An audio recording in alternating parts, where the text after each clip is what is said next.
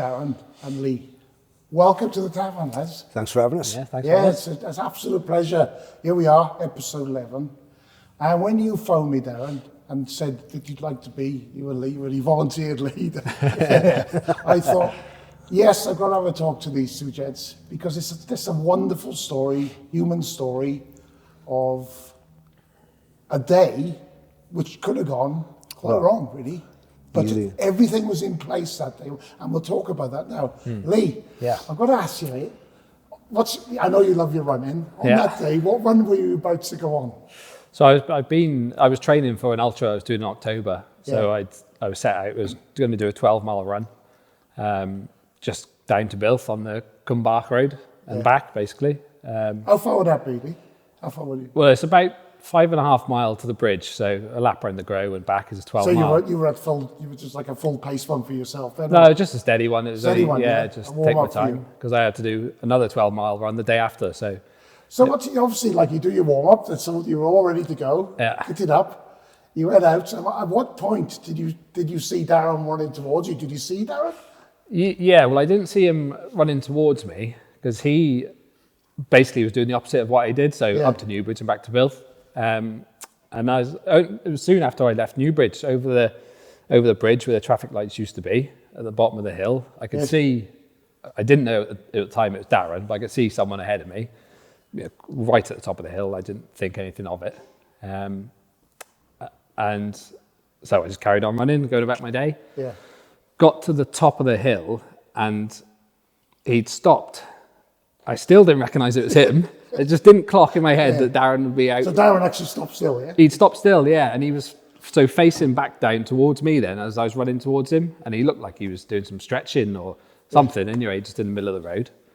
And when I got to about 50 metres to him, he turned around and just took off. And I still hadn't clocked it was him, and he obviously hadn't clocked it was me. Cause, Did you know each other before? Yeah. And then it was only so he took off like a rocket again, and then turned for Cumbark by the BSW junction, and just round the corner then, he'd stopped again. And that's when I saw it was him then, because I came right up to him. Yeah. But yeah, other than that, I didn't know. Was he down then? Has he gone? No, he was still standing. He just stopped again, hands on hips. And it was only when I got up to him, so I was on the opposite side of the road, I just came to him and I said, "Oh, everything all right, Darren?" And he said, "No, not really." But I knew he'd had issues with calf. Was it before? He'd had calf issues, loads of injuries. So I thought he's obviously pulled something, and can't go much further. So I thought, well, I got my phone. If he wants a lift, then I'll get him a lift, or I'll go and get the car or whatever, because I wasn't far from home. Anyway, so as I got up to him, I said, "Everything all right?" He said, "No, not really." And then I stopped my watch, went to go across to him, and he went to sit down on the road. Yeah. And as I went across, I said, "So what's the matter then?" But as soon as I said that, that's when he collapsed. He got to sit in and just collapsed straight back. So I'll stop you there now, right? I will come back to you. I will speak there. When I spoke to you over the phone, and I had heard, because like messages come through, but you don't remember anything at all? Nothing at all. Well, for a fortnight. Really? Yeah, absolutely nothing at all. It's a blank in your life. Yeah, I can't remember work. Nothing. Like I said, the only concrete memory that I've got is me and Gaynor went to Harrogate end of August. Yeah. And even now, I think back, and I'm just stood on the platform in Harrogate, and I can see the train coming in, and that's it. That's the last. That's it. But we were talking, because you were on the opposite loop that Lee's just... Yeah. That 5 miles, you go the other way, yeah? And normally, that would be a run that you would love, Darren, would it? Yeah, well, normally. Not that day, man. It'd be normally a run you're very familiar with. Oh, yeah, Christ, I've done it 17 times. Like. Yeah. But, still can't remember. Well, I haven't got no memory of the day. Yeah. Like Gaynor said, we went to the pictures. Gaynor's of your wife, Yeah, the wife Gaynor. We made the pictures the night before. Yeah. Can't remember what I saw. Can't remember nothing at all. Can't remember leaving the house to go for a run. It's all gone. But again, you were saying that she was with you in the ambulance. Was that? She came. I think when she got alerted and somebody brought her to come back. I'd been in the ambulance, and they treated me, shocked me, and whatever. They put me in in the ambulance, but she was just in shock. Like, yeah, because when we all heard it, we were all in shock. Yeah. It's just we just couldn't process what had happened, you know. So Lee, come back to you then. Yeah. So Darren had obviously gone down. Yeah. How quickly did you realise that he was having obviously trouble around the chest area? So initially, when the first time anyone's ever collapsed in front of me or anything. Yeah. So initially, you're in a bit of shock yourself. You don't quite know what's happened because he gave no indication of what was happening. Like he hadn't said, "Oh, my chest is hurting" or anything. So I ran over, gave him a few shakes, and because when he'd gone down, he'd really banged his head. So I thought maybe he just fainted and then knocked himself out or something like that. So I gave him a few shakes and a couple of slaps, and nothing, no response. So then phoned the ambulance straight away, and then it was only when the call handler said, because like the first thing they say is the patient breathing? Yeah. And then that's kind of when my first aid training kicked in. Yeah. And because I hadn't thought about it until that point. Yeah. So then I checked if he was breathing, chest and hand on stomach and face to his mouth. And then realised straight away that he wasn't breathing. So just straight into CPR then. So we were talking earlier about where did you get the training for and the importance for everyone to get involved with that. And if you've got an opportunity to do it, and we'll put the links up on this chat. Yeah. Where did you learn that about CPR? So I've been in forestry since I left school basically, and it's a requirement of forestry is every 3 years you have your refresher first aid. And now I work for Natural Resources Wales. That's some part of the forest operations team. It's still something you have to keep up with. So yeah, I've done it since I was about 18 really, and I've done it 5 or 6 times. So yeah, I've learned through that, but you never think, I'm gonna need this. Well, you hope to God that you're never gonna need it. But yeah, it just goes to show how. And then to come back, how long did you have to wait while you were doing CPR with that? Yeah. I found. But it must have seemed ages, was it? Yeah, it did feel like a lifetime. So I found the ambulance. Straight into CPR, probably within, 2 minutes of him collapsing. And then it was about 15 minutes then before the fire brigade turned up, and they took over. And then it was a couple of minutes later. That was Builth Fire. Yeah. They came in and arrived and... Yeah, and they took over then, and they're unbelievable about how they go about it. But and then paramedics, so a couple of minutes later. But I'd taken myself away from the situation then. Obviously, just let them get on with it. And that's when everything just came out of me then, the shock of and the emotion of it just came out then. Yeah. It's difficult. People say that to do that. You just kick in, don't you? Yeah. You just kick in. You know what you've got to do. Yeah. And so then there, right? Which hospital did they take you to? They flew me to the Heath. In Cardiff, In Cardiff, yeah. They're talking to some of the fire boys after, when I come out. And they were saying, because I remember anything, because they were slapping me and punching me and calling me all these names. Because of the fight, I knew all 5 of them, I obviously can't remember nothing, but they said they'd never seen it before, but the paramedics drilled machines and injected adrenaline straight into my marrow bone. Okay. And I think they said they got a slight pulse.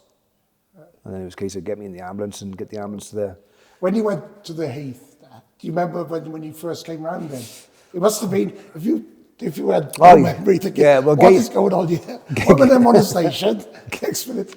Gaynor said that, obviously I'd gone in on the Saturday, and they tried to bring me round on the Monday. Yeah. But I had an infection or something. I was still poorly. And then they brought me round on the Thursday, and I can remember, coming round vaguely, looking around and realising I'm on a hospital ward and there's people across there with tubes, and the nurse saying, do you know who you are? And I said, well, I'm in a hospital. And she said, yeah, you're in the Heath. And so I said, have I been knocked off my bike? And she said, no. She said, you've had a cardiac arrest. I said, yeah, you could have. No, that's why when I heard that, because I've done lots of walking with you. Oh yeah, I know you just never know, do you? Yeah. Like I said, since the amount of people come up to me and said, I couldn't believe it was you. You're so fit and blah blah blah. But since it's happened, like I've read umpteen things on it. Yeah. And it's nothing to do with fitness. You do that, don't you? Yeah. It's nothing to do with... You read up and everything. It's got nothing to do with how fit you are or if you're overweight or whatever. It's down to cholesterol in the body. I've never had high cholesterol in all readings, but it's just that the artery that was blocked. So like I'm 56 now, so it's 56 years old now. So imagine all the cholesterol that's flowing through your tube, and it's only the size of a drinking straw. That's right. And then it backs up a bit. It starts sticking, and then the more comes by, and a bit more stick on over the years, and eventually it led to that day. It leads to that, So where are you now, Dad? With your back of your back running, walking? Yeah, I started off. When I come back, I started. After a couple of weeks, going out for little walks with Gaynor on the Grow. Yeah, I see. I was worn out actually, but it was built up. I started hiking then with friends. We were over the mountains.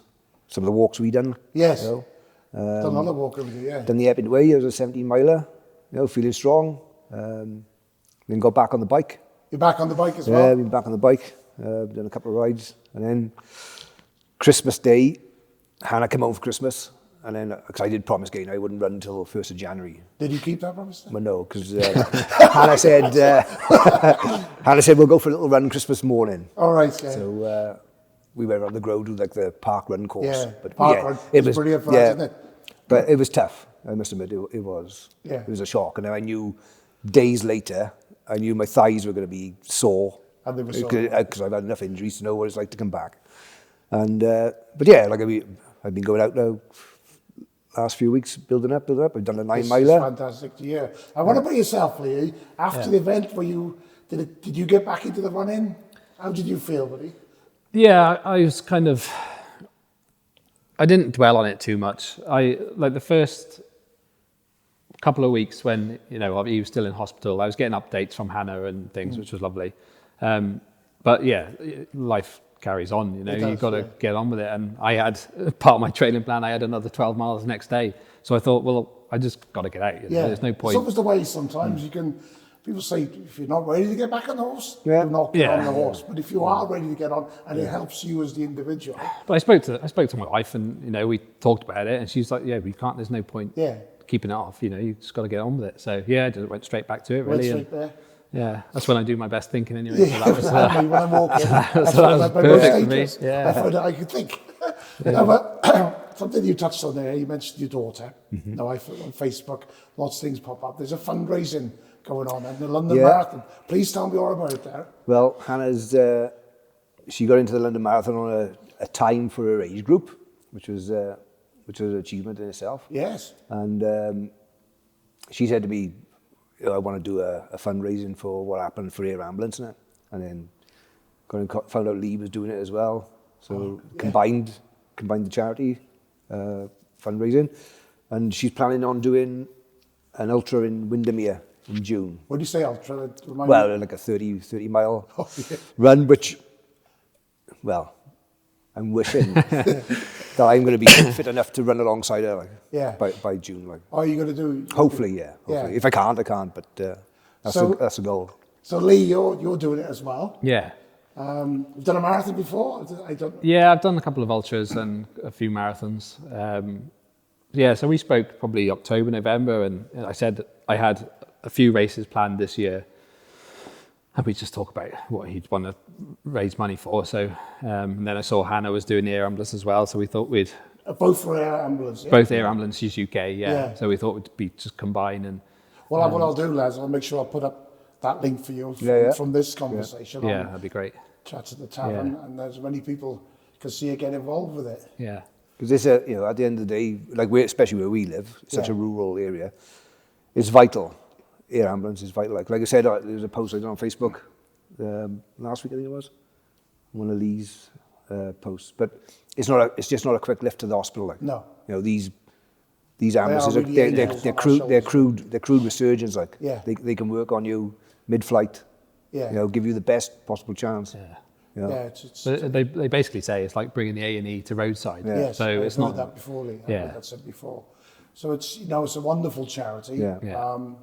I've done the London Marathon, believe it or not, a couple of times as well, and it is a fantastic race. Yeah. We talk about human spirit. It really will lift the occasion of it all, and just to be part of that amount of people running, you know.